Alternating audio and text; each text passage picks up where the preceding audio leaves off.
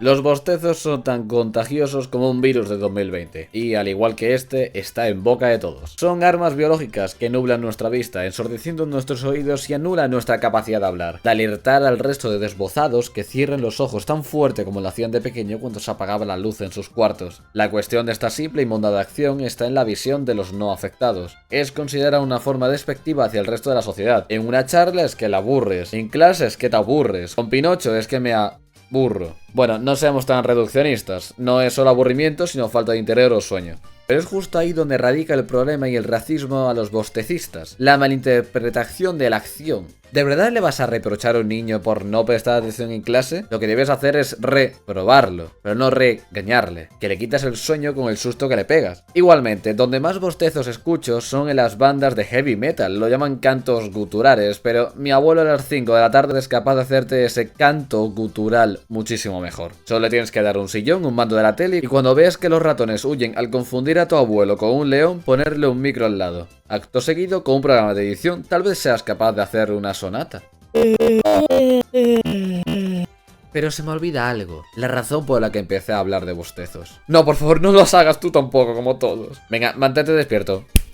Hasta el final. La razón por la que empecé a hablar de cómo minarte la garganta es porque hay una diferencia cultural abismal entre gallego del orto y los de Despeñaperros para arriba, los guiri. Guiri, para todo aquel al otro lado del charco, es como llamar gringo a los gringos, pero involucran a todo el norte de Europa y no es despectivo. Pero ellos para nosotros sí, como los bostezos para nosotros. Hace poco estuve alojado en un hotel lleno de ingleses, canadienses, estadounidenses e incluso de Ourense. Tuve la oportunidad de conocerlos por una semana y todos ellos, excepto los gallegos de verdad, bostezaban como si quisieran comerse una pelota de CrossFit. Creo que abrir tanto una boca delante mía lo podría considerar una amenaza si nos ponemos serios. La mandíbula por la noche está haciendo ejercicio. Espero que no fuese porque les aburría hablar conmigo, pero dada la asiduidad con la que lo hacían, creo que debo considerarlo como una especie de saludo de su tierra natal, de que les encantaba pasar tiempo con mi ser. No me considero tan popular, pero esa forma de enseñarme la campanilla me hacía sentir tan especial. Al parecer, sin preguntarle directamente, es porque ya estaban cansados de haber estado otra semana antes de que llegase. Pero eso solo explica la frecuencia de los bostezos, no la razón por la que se veía esa roja, encantadora pero solitaria campanilla al inicio de su laringe, donde esas melodías en forma de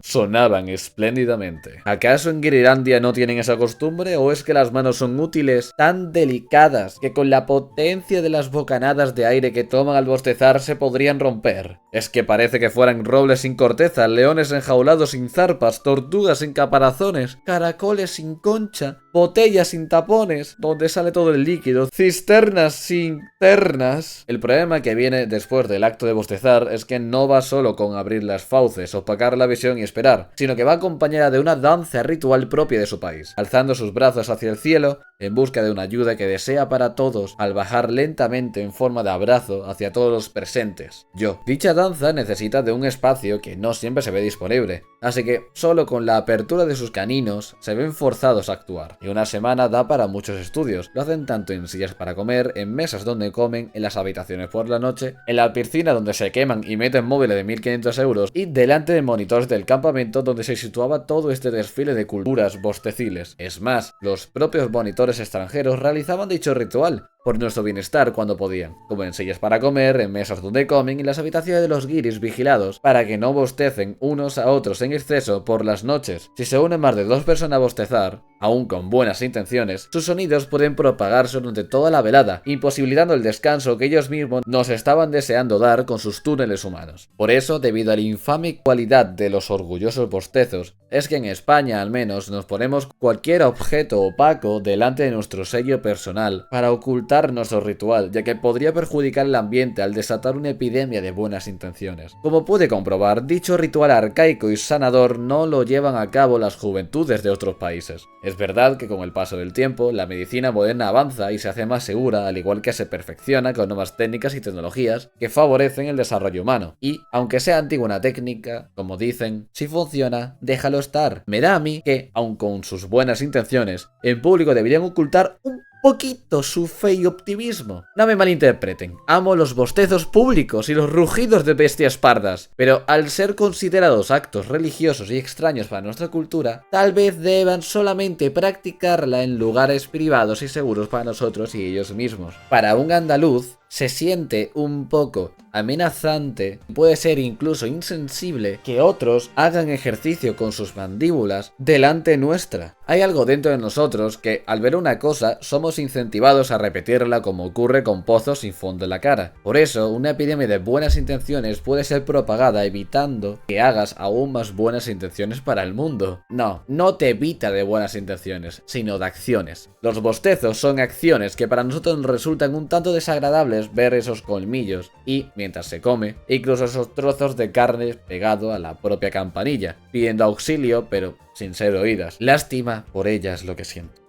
Aunque para nosotros así se perciban los aullidos del lobo a plena luz del sol, puede que para otras culturas no simbolicen nada en absoluto y solamente sea una manía que tienen que no prestan atención. Tal vez seamos los españolitos los muy tiquismiquis con estos bostezos guiris. Si os ha pasado alguna vez que otra algo parecido, me encantaría leerlo. Tal vez tengamos que ser más abiertos a culturas extranjeras y dejar que todos bostecemos en este mundo cambiante, que estemos en paz con nosotros mismos al bostezar.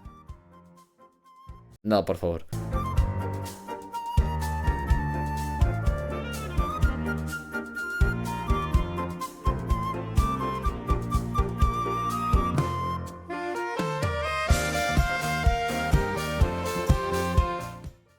Sería un poco cruel obligar a taparse la boca al bostezar a un manco